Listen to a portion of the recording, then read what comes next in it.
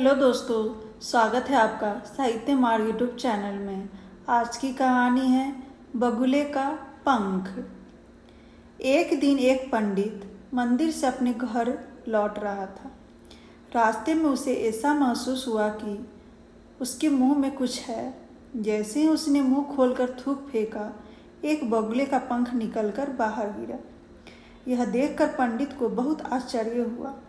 वह हैरान था कि उसके मुंह में बगुले का पंख आखिर आया कहाँ से। घर जाकर उसने अपनी पत्नी को इस विचित्र घटना के बारे में बताया और साथ ही उसे आगाह भी कर दिया कि वह यह बात किसी से कहे नहीं, वरना लोग बेवजह की तिल का तार बना देंगे। पत्नी ने जब इस विचित्र घटना के बारे में सुना तो सोच समझकर उसकी भी दिमाग घूमने लगा। वह किसी के साथ इस विषय पर सलाह करना चाहती थी, लेकिन पति ने बात करने से मना किया था।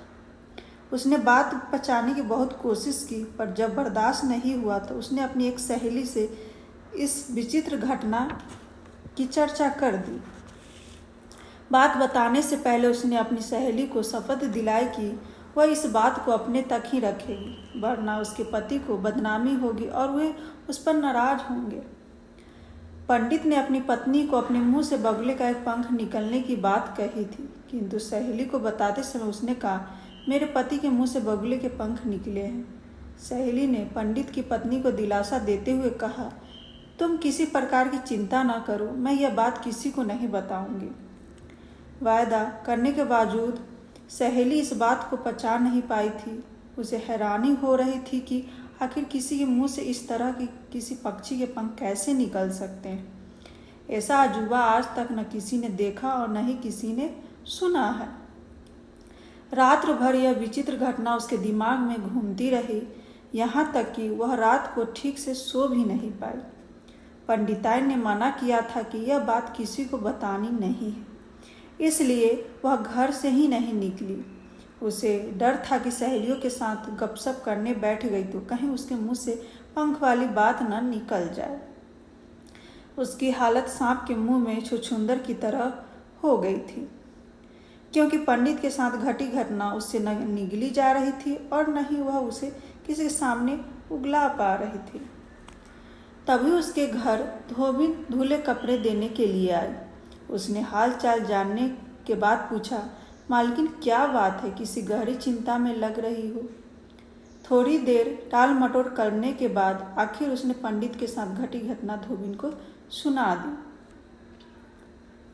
पंडिताई ने पंडित के मुंह से पंख निकलने की बात कही थी, जबकि पड़ोसिन ने पंखों की जगह कहा कि पंडित के मुंह से बगुला निकला है। धोबिन बोली, मैंने आज तक ऐसी बात नहीं सुनी। सबसे अधिक हैरानी की बात तो यह है कि बेचारे पंडित जी तो शाकाहारी हैं, फिर ऐसा कैसे हो सकता है। पड़ोसी ने धोबिन को मना किया कि वह यह बात किसी से ना कहे। धोबिन बोली, मालकिन आप जरा भी फिक्र ना करें, इधर की बात उधर करने की मेरी आदत नहीं है। रास्ते में ही धोबिन को उसकी सहेली मिल गई और उसने कुछ देर पूर्व सुनी विचित्र घटना उसे सुना दी। सुनाते सुनाते वह इतनी मस्त हो गई कि उसने कह दिया, जानती हो, पंडित के मुंह से बगुले निकल रहे हैं। ऐसी विचित्र घटना सुनकर धोबिन की सहेली का मुंह खुला का खुला रह गया। उसने घर जाकर अपने परिवार को यह घटना सुनाई और उन्होंने दूसरे मित्रों को। इस प्रकार पूरे गांव में यह बात फैल गई कि पंडित जी के मुंह से बगुले निकल रहे हैं। गांव वाले यह चमत्कार अपनी आंखों से देखने के लिए आतुर थे, इसलिए पूरा गांव पंडित के घर के सामने उमड़ पड़ा। सब पंडित जी से विनती की कि वे अपने सामने एक चमत्कार करके दिखाएं। पंडित ने गांव वालों से कहा, आप सब लोग बैठिए, मैं स्नान करने के बाद पूजा करूंगा और फिर आपको अपने मुंह से बगुले निकालकर दिखाऊंगा। लोग पंडित की बात का विश्वास करके उनके घर के सामने बैठकर प्रतीक्षा करने लगे। पंडित जी ने द्वार बंद करके अपने साथ रोजमर्रा के जरूरी सामान लिया और पत्नी के साथ लेकर पिछले द्वार से जंगल की ओर निकल गए।